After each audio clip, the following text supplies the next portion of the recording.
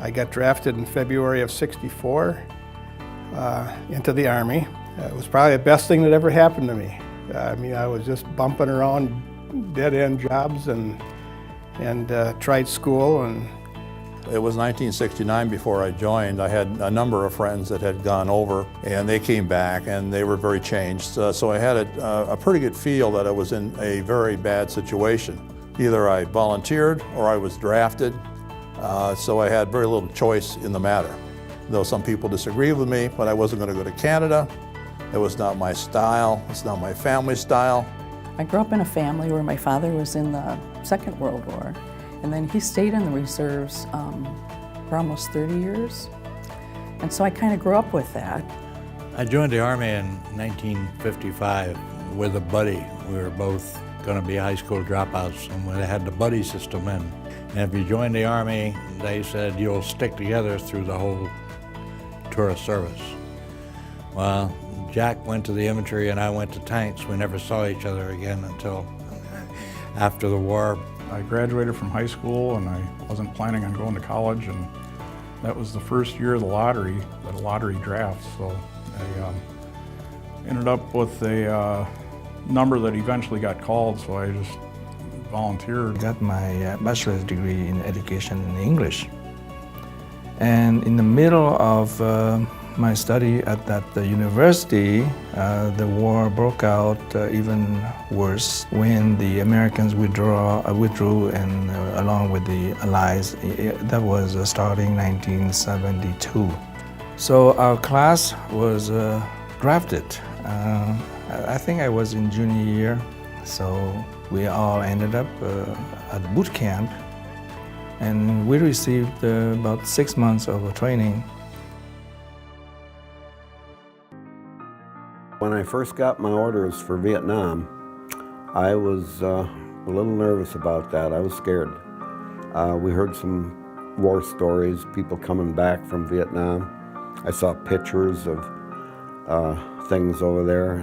Well, I had 4 months experience at Walter Reed when I got my orders to go, which I thought I'd be there a little longer because that's all the experience I had as a nurse then, because I went in right after I graduated.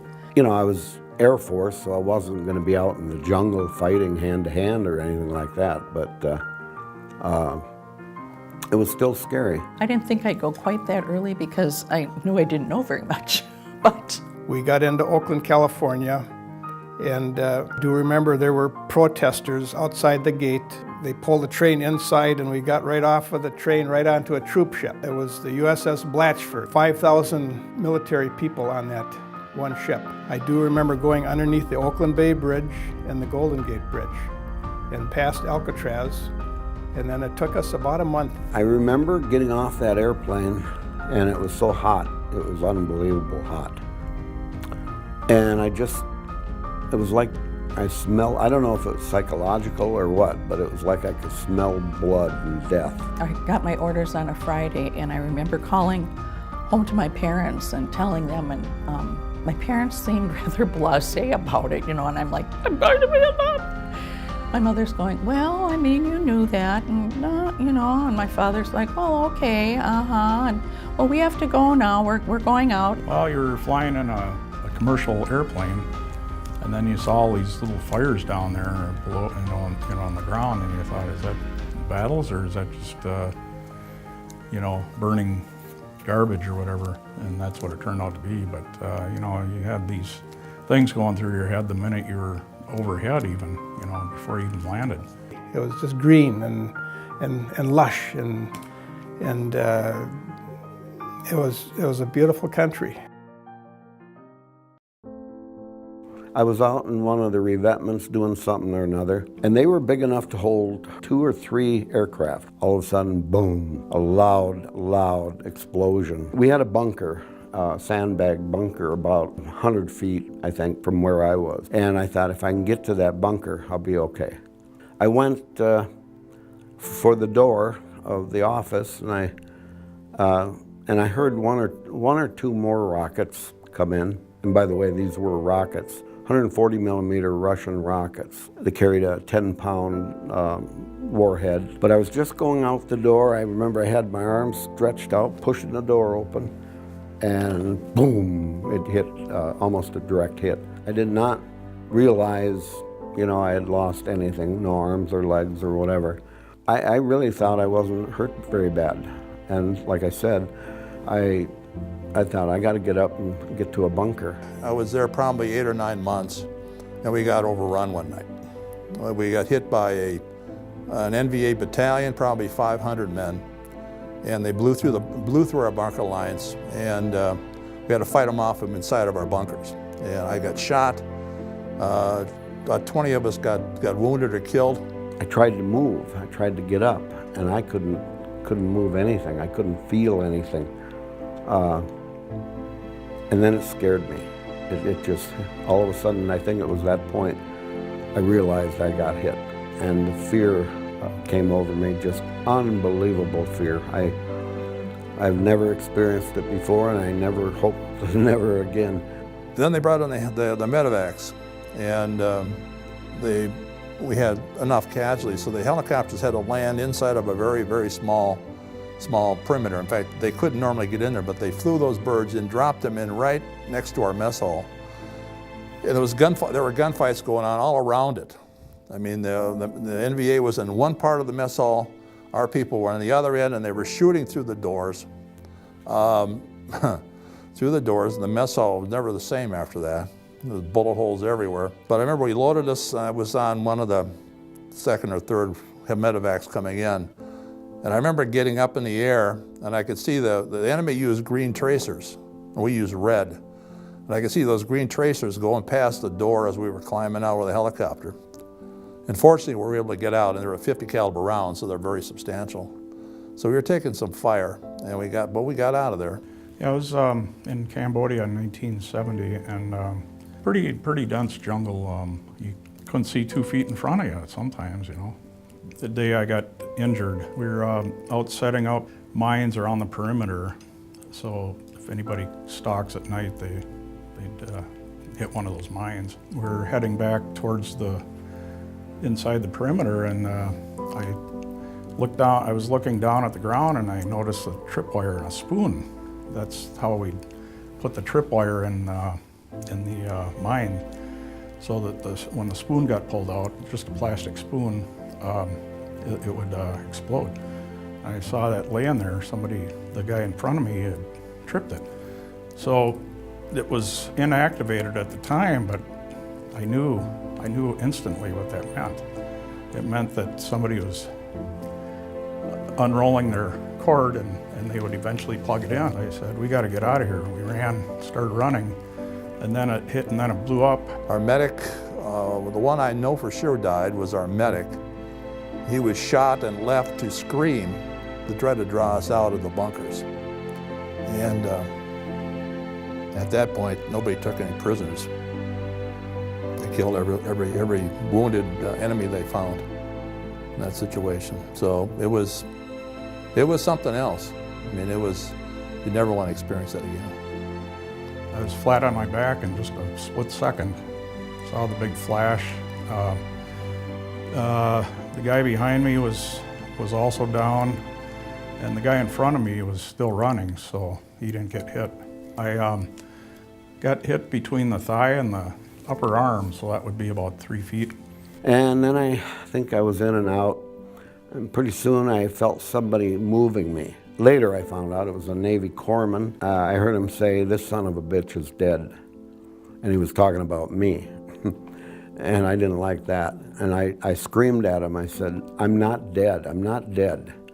I had injuries to my thigh, both arms, spleen. They took out my spleen. My liver was lacerated. It was all rocket propelled grenades, machine gun fire, and sniper fire. Just had to be lucky. When I heard him say I was dead, that scared the hell out of me, and I hollered at him.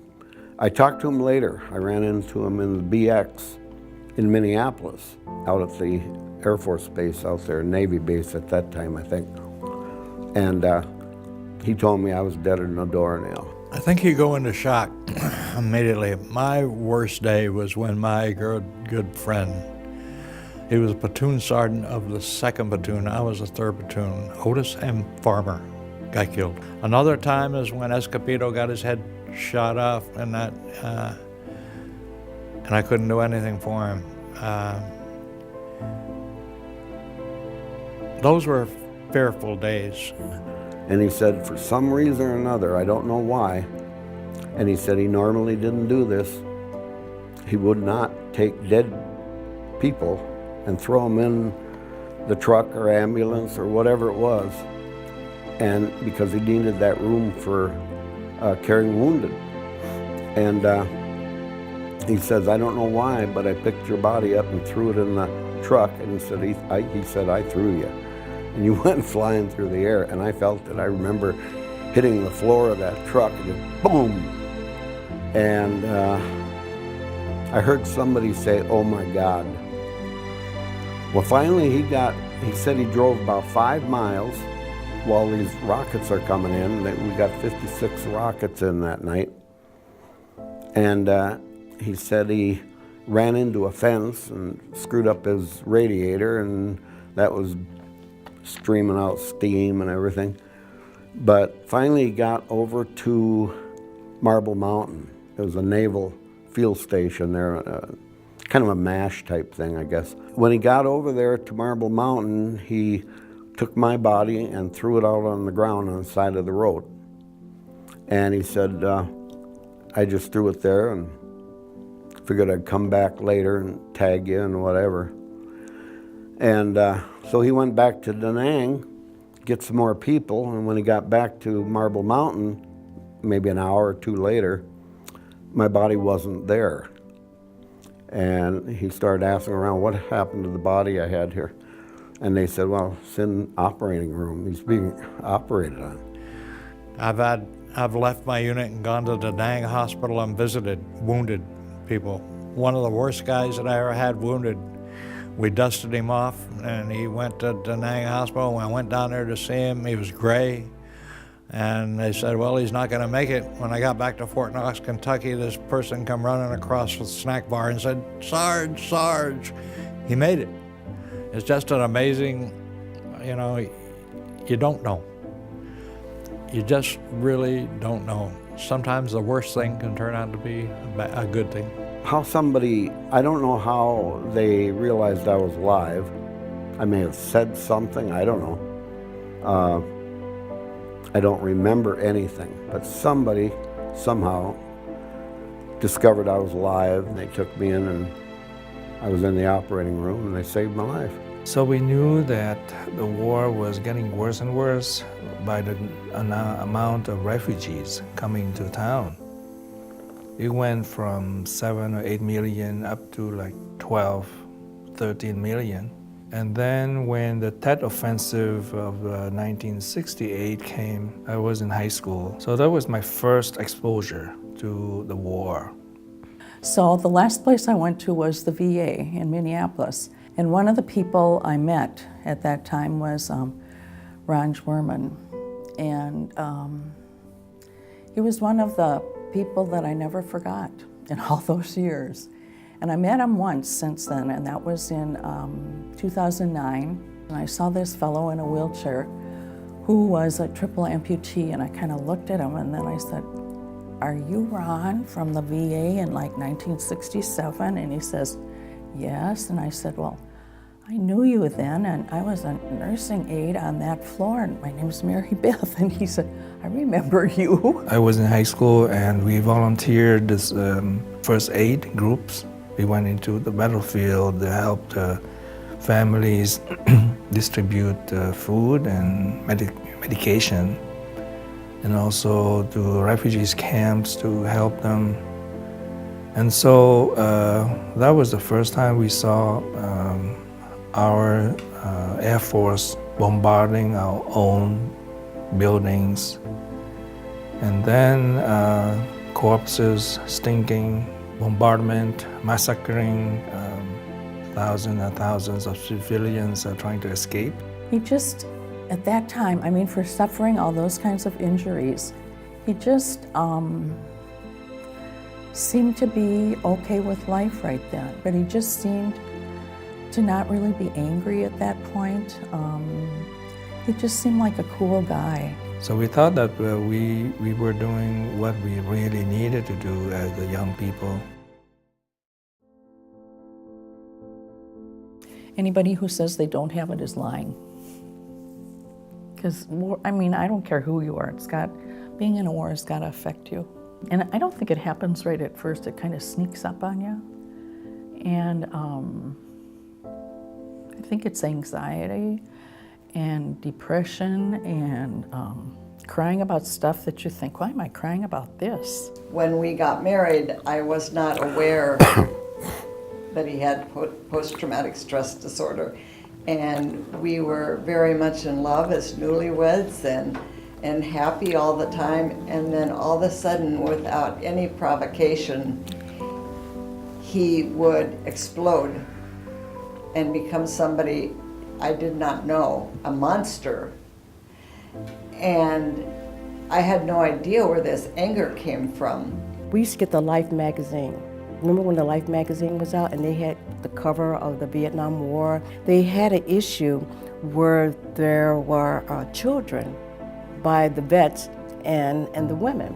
And so they had a picture of all these kids that were disowned because they had American fathers, okay? And there was a little girl in there. She must have been about 11 years old. It was a picture of her. And he brought that magazine to me.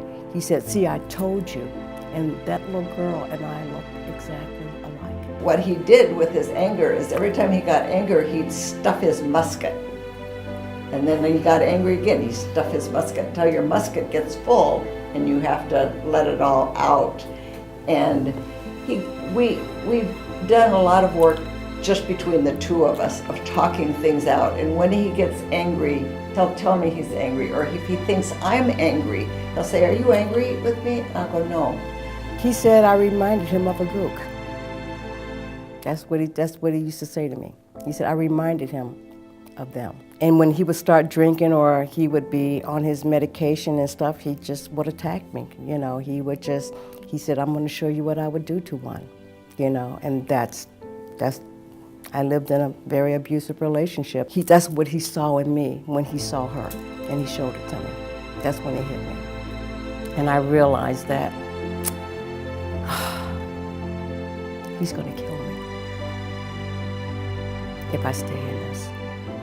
I mean, they want to have physical pain when it's not the physical pain, it's the emotional one, but you don't want to acknowledge the emotional one. You want it to be a physical thing, but it really isn't. He told the story about a good friend of his that was with him in Vietnam, and they were coming down the hill, you know, because they were front line, they were in the combat zone, and a grenade came, and his friend pushed him out of the way, and he got hit with a grenade. And Eric was, he was unconscious when the medic found him, and when he opened his eyes, he saw his hand on his chest, and his ring was there. And so it was his parts that was on Eric's body that he saw. And that's when he lost it. And that's the only thing that really stuck with him. He kept reliving that over and over. That's what messed him up, was to see that, to go through that. I think everything else he went through became very small in comparison to that incident right there, because that's the only thing he ever talked about. He didn't talk about anything else. He was stuck right there because of that guy that gave his life for him. Your heart is hurting, so you're going to say it's your shoulder or your knee or your back, but it's in your heart. And the only way you can deal with it is to deal with the sorrow. The whole value of the whole thing was could never be explained. Why we were fighting in a war, we had never been attacked. What we were going to get out of it other than the so-called domino theory, which, you know, whatever that means. At the time, I thought I was doing the right thing. And I was over there to take care of GIs. And on the side, I was over there taking care of little kids. Wherever I was supposed to be. I would have taken care of people in Detroit. I would have taken care of old people in Texas. I didn't care. I was supposed to take care of people someplace. You always have to remember that 1 million Vietnamese died in combat over there, or from bombing and so on. Our losses were bad enough, but that is kind of hard to believe. I always hoped that my older brother would talk about his experience in Vietnam because he held everything in and he's quiet. You know, he was a perfect Marine.